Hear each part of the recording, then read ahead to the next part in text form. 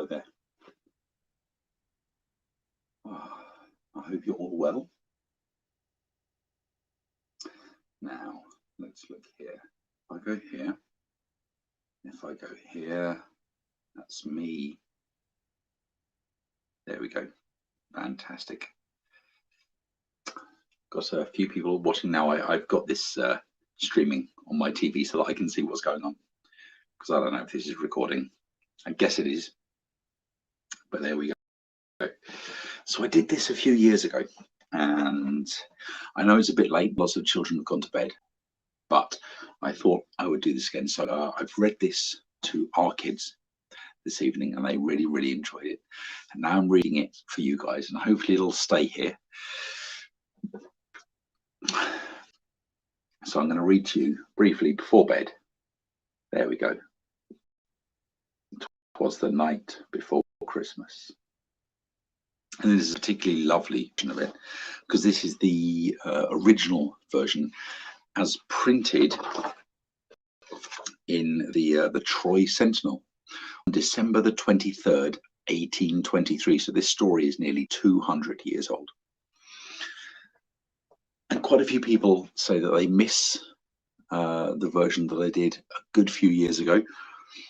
And bless her, Nikki, she was holding the camera there for like 15 minutes and her arms were agony at the end of it. But I have a tripod now, so she doesn't have to worry about doing that. This has some beautiful illustrations as well. And this book is incredibly special because it was purchased by Nikki's mum and stepdad, Paul. Sadly, Paul passed a few years back. And this was bought for Lilith's first birthday. Now, Lilith is our daughter. She is just turned 14 years old. And this has been read every single year. We've already read it. But I thought I'd like to read it to you guys. So, if you're all sitting comfortably, we'll begin. 'Twas the night before Christmas, when all through the house not a creature was stirring, not even a mouse. The stockings were hung by the chimney with care, in hopes that St. Nicholas soon would be there. The children were nestled all snug in their beds, while visions of sugar plums danced in their heads, and Mamma in her kerchief and I in my cap had just settled our brains for a long winter's nap. When out on the lawn there arose such a clatter, I sprang from my bed to see what was the matter. Away to the window I flew like a flash, tore open the shutters and threw up the sash. The moon on the breast of the new fallen snow gives the lustre of midday to objects below, when what to my wondering eye should appear but a miniature sleigh and 8 tiny reindeer, with a little old driver so lively and quick, I knew in a moment it must be Saint Nick. More rapid than eagle his courtiers came, and he whistled and shouted and called them by name. Now Dasher, now Dancer, on Prancer and Vixen, on Comet, on Cupid, and Dunder and Blixen, to the top of the porch, to the top of the wall. Now dash away, dash away, dash away all. As dry leaves before the wild hurricane fly, when they meet with an obstacle, mount to the sky. So up to the housetop the courtiers flew, with a sleigh full of toys, Saint Nicholas too.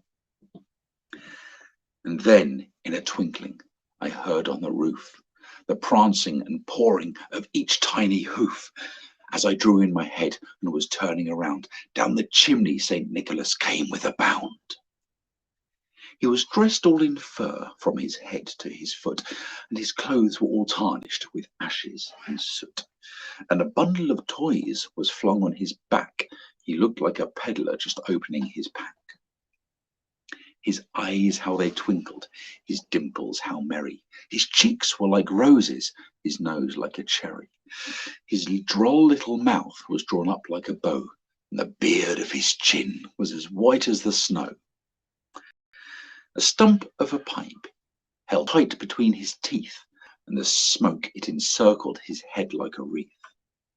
He had a broad face and a little round belly that shook when he laughed like a bowl full of jelly. He was chubby and plump, a right jolly old elf, and I laughed when I saw him in spite of myself. But a wink of his eye and a nod of his head soon gave me to know I had nothing to dread. He spoke not a word, but went straight to his work, and filled all the stockings, then turned with a jerk, and laying his finger aside of his nose, and giving a nod, up the chimney he rose. He sprang to his sleigh, to his team gave a whistle, and away they all flew, like the down of a thistle. But I heard him exclaim, as he drove out of sight, "Merry Christmas to all, and to all a good night."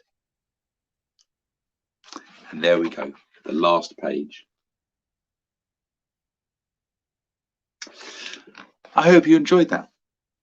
I love telling that story. I don't think I'll ever be able to tell that enough.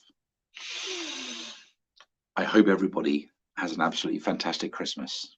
It's been a tough 18 months, nigh on 2 years. 2021 was particularly tough, and I think we all need a little joy and a little cheer. So I wish you all the happiest of Christmases. And if I don't speak to you before, have a fantastic New Year. But until then, Merry Christmas.